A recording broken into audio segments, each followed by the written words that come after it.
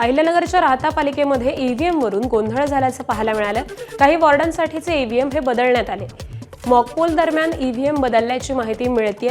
सगळ्याच पक्षांचे पदाधिकारी आणि कार्यकर्त्यांनी पालिकेमध्ये धाव घेतली आणि त्यानंतर आक्रमक झालेल्या उमेदवारांनी अधिकाऱ्यांना जाब विचारला। तर तांत्रिक अडचणीमुळे ईव्हीएम बदललेलं असून याबाबत उमेदवारांनी सूचना देण्यात आल्याचं स्पष्टीकरण हे निवडणूक आयोगाकडून देण्यात आलंय। तो आक्षेप घेतला की आमच्या अप्रोक्ष तुम्ही मशीन बदलले, पण आपण त्यांना ऑलरेडी कळवलं होतं आणि जे मशीन आपण बदलले ते राखीव मशीन जे आपण तयार करतो त्याच्यातनं बदललेले होते आणि ते राखीव मशीन पण त्यांच्या उपस्थितीतच तयार करण्यात आले होते आणि त्या सगळ्यांचं आपल्याकडे त्यांच्या स्वाक्षरी पण आहे आणि आपल्या सर्व पत्रांच्या पोच आपल्याकडे उपलब्ध आहे। तर ही रीतसर नियमाप्रमाणे आहे की जर एखादं मशीन खराब झालं तर ते मशीन आपण बदलून देत असतो आणि त्याप्रमाणे आणि जो नंबर आहे तो आपण त्या उमेदवारांना कळवलेला आहे। तर हे सगळं आपण नियमाप्रमाणे केलेलं आहे। 264 नगरपालिका आणि 42 नगरपंचायतींच्या निवडणुकांसाठी आज मतदान होणार आहे। गेल्या महिनाभर सगळ्याच राजकीय पक्षाकडून जोरदार प्रचार करण्यात आला। कुठे युती तर कुठे आघाडीचं चित्र पाहायला मिळालं। मात्र आज मतदान करण्यासाठी मतदार राजा हा सज्ज झालेला असून अनेक मातंबरांचं भवितव्य हे आज मतपेटीमध्ये कैद होणार आहे। भाजपकडून निवडणूक आयोगाला पत्र देण्यात आलंय। मतदानाला 1 दिवस शिल्लक असताना निवडणूक स्थगित करणं हे अयोग्य असल्याचं भाजपचं मत आहे। प्रदेशाध्यक्ष रवींद्र चव्हाण यांच्याकडून राज्य निवडणूक आयोगाच्या आयुक्तांना हे पत्र देण्यात आलंय। निवडणुका पुढे ढकलल्यानंतर राज्य निवडणूक आयोगानं स्पष्टीकरण दिलंय। सर्व बाजूंचा विचार करून आणि कायदेशीर सल्ला घेऊनच काही निवडणुका या पुढे ढकलल्याचं राज्य निवडणूक आयोगाच्या सूत्रांनी सांगितलंय। एकूण 24 नगरपालिका आणि 150 सदस्यांच्या निवडणुका या 20 डिसेंबरला होणार आहेत। या निवडणुकांवरती परिणाम होणार नसल्याचंही राज्य निवडणूक आयोगाचं म्हणणं आहे। हिंगोलीतील मतदानाच्या 1 दिवस आधी भरारी पथकाची कारवाई झाली आहे। हिंगोलीमध्ये तब्बल 1 कोटी रुपये जप्त करण्यात आले। निवडणूक अधिकाऱ्याच्या कार्यालयामध्ये ही रोकड आणण्यात आलेली आहे। येवला नगर परिषदेच्या सार्वत्रिक निवडणुकीमध्ये अजित पवारांचे राष्ट्रवादी आणि भाजप युती असून राजेंद्र लोणार हे त्यांचे उमेदवार आहेत। तर शिंदेंची शिवसेना आणि शरद पवारांचे राष्ट्रवादी अशी युती होऊन रुपेश दराडे हे नगराध्यक्ष पदाचे उमेदवार आहेत। या निवडणुकीमध्ये आमदार दराडे बंधूंनी मंत्री छगन भुजबळ यांच्या विरुद्ध दंड थोपटले। संपूर्ण भुजबळ कुटुंबच येवल्यामध्ये आता प्रचाराच्या मैदानात उतरलं होतं। नगरपंचायत नगरपालिका निवडणुकीसाठी राष्ट्रवादी काँग्रेसनं सावध भूमिका घेतली आहे। पुणे पिंपरी चिंचवडमध्ये दोन्ही राष्ट्रवादी एकत्र झाल्यास भाजप विरोधात लढत होणार आहे।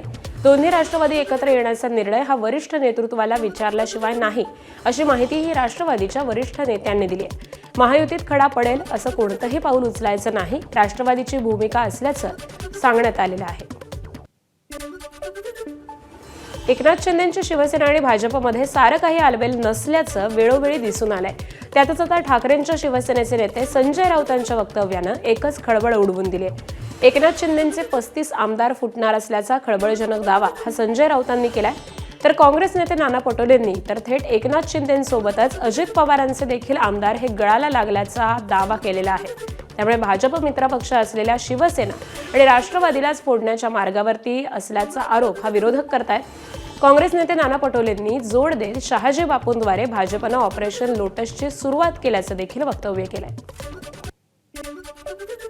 मी हे तुम्हाला आता सांगत नाही, गेले वर्षभर सांगतो यांचे 35 आमदार फुटणार आहे। ज्या पद्धतीनं त्यांनी शिवसेनेच्या बाबतीमध्ये गुप्त ऑपरेशन तेव्हा केलं आणि आमचे आमदार तीच पद्धत, त्याच पद्धतीनं आता शिंद्यांचे आमदार फोडण्याचं काम अगदी व्यवस्थित सुरू आहे। बीजेपी ऑपरेशन कमळ करायला निघालेली आहे। त्याला लोटस असा शब्द वापरतात, ते गोंडस शब्द। आणि सेनेचे आमदार आणि सेनेतले लोक आणि वेळ आली तर अजित पवारांची लोक हे बीजेपीत घ्यायचं त्यांचा प्रकार सुरू झालेला आहे। भाजपच्या ऑपरेशन लोटसबाबत संजय राऊतांनी केलेल्या विधानावरून खळबळ उडाली। राऊतांच्या या दाव्यावरती मुख्यमंत्री फडणवीस आणि उपमुख्यमंत्र्यांनी शिंदेंवरती पलटवार केलाय।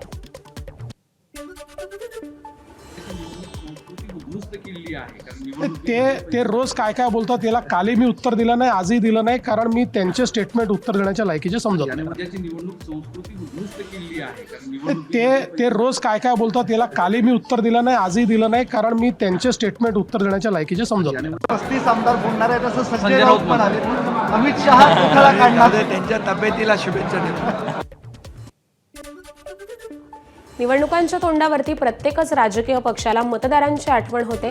तुम्ही मत द्या, मी निधी देतो, असं प्रलोभन दाखवणाऱ्या अजित पवारांनी पुन्हा एकदा मतदारांना आकर्षित करणारं वक्तव्य केलंय. उमेदवारांनो, आजची रात्र डोळ्यात तेल घालून पहा.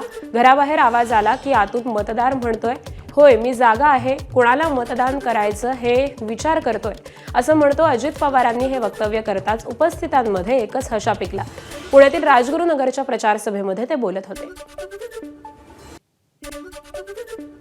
सगळेजण विचार करत असतात, काळजी घेत असतात की कुणाला मतदान करायचं, कुणाला मतदान करायचं. त्याच्या मेंदूला विचारत असतात. रात्री उशिरापर्यंत डोळे उघडे ठेवून विचारत असतात काय करायचं काय नाही.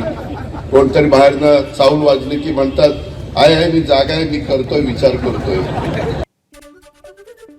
अजित पवारच महाराष्ट्राचे मुख्यमंत्री असतील असा पुनरुच्चार राष्ट्रवादीचे आमदार अमोल मिटकरींनी केलाय.